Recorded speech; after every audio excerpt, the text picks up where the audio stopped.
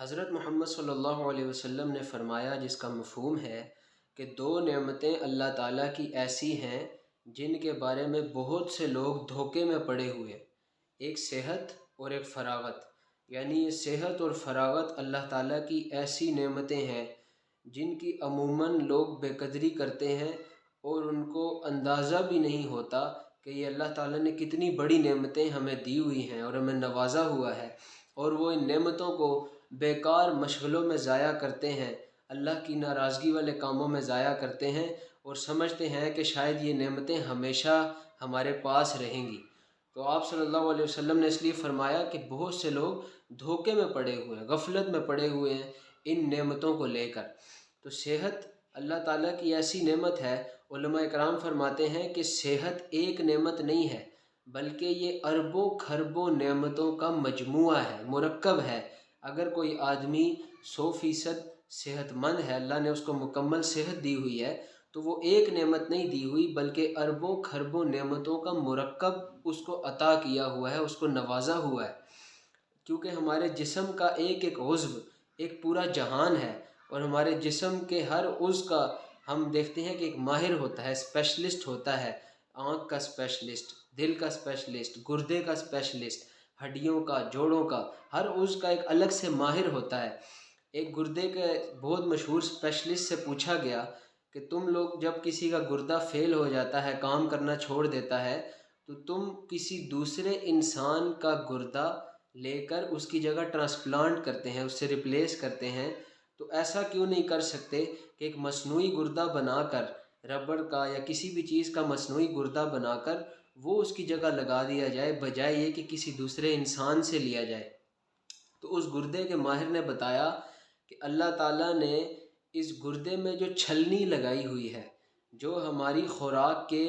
ضرورت کے اجزاء کو جسم میں رکھتی ہے اور غیر ضروری اجزاء کو جسم سے خارج کرتی ہے، وہ چھلنی اتنی باریک ہے کہ ابھی تک کسی سائنسدان کے بس میں نہیں ہے کہ وہ اتنی باریک چھلنی بنا سکے۔ اور اگر بالفرض کوئی ایسی چھلنی بنا بھی لے تو گردے میں اللہ تعالیٰ نے ایک ایسی پروگرامنگ کی ہوئی ہے اور ایسی سمجھ دی ہوئی ہے کہ وہ اللہ نے اس کو بتا دیا ہے کہ کتنا پانی جسم میں رکھنا ہے اور کتنا پانی جسم سے نکالنا ہے۔ یعنی وہ جسم کی ضرورت کے اعتبار سے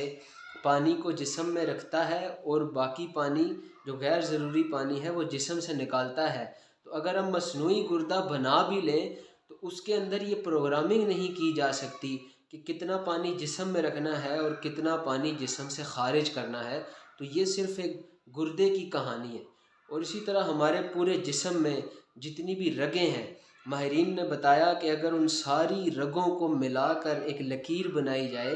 تو 75,000 میل لمبی لکیر بنے گی۔ یعنی اس پورے جسم کی رگوں کو ملا کر اگر لکیر بنائی جائے تو دنیا کے تقریباً 3 چکر لگائے جا سکتے ہیں۔ اور ہمارا دل جب ایک دفعہ دھڑکتا ہے تو ایک ایک رگ میں خون کو دوڑاتا ہے، یعنی 1 منٹ میں 72 دفعہ ہمارا دل دھڑکتا ہے، تو 72 دفعہ ان 75,000 میل کی رگوں میں وہ خون دوڑاتا ہے۔ تو اس سرکولیشن کا نظام اللہ تعالیٰ نے ہمارے جسم میں رکھا ہے۔ تو ایک ایک عضو پر اگر ہم غور کریں گے تو ہمیں اللہ تعالیٰ کی بے شمار نعمتیں نظر آئیں گی اور اندازہ ہوگا کہ یہ صحت کتنی بڑی نعمت ہے۔ تو اللہ تعالیٰ قرآن پاک میں ہمارے سے گلہ کرتے ہیں کہ بہت ہی کم لوگ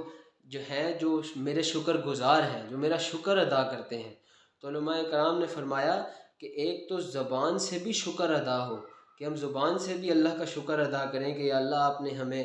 صحت دی ہے، اور ایک ایک عضو کو سوچ کر اس کا شکر ادا کریں، اور ساتھ ساتھ اپنے عمل سے بھی شکر ادا کریں، یعنی اپنی صحت کو اور اپنی فراغت کو اللہ کی رضا والے کاموں میں لگائیں، اللہ کی ناراضگی والے کاموں میں اور بیکار کاموں میں اس کو ضائع نہ کریں، بلکہ اللہ کو راضی کرنے کا سبب بنائیں، اس کو دین کی تبلیغ کے لیے استعمال کریں، دین کی اشاعت کے لیے استعمال کریں کہ اسلام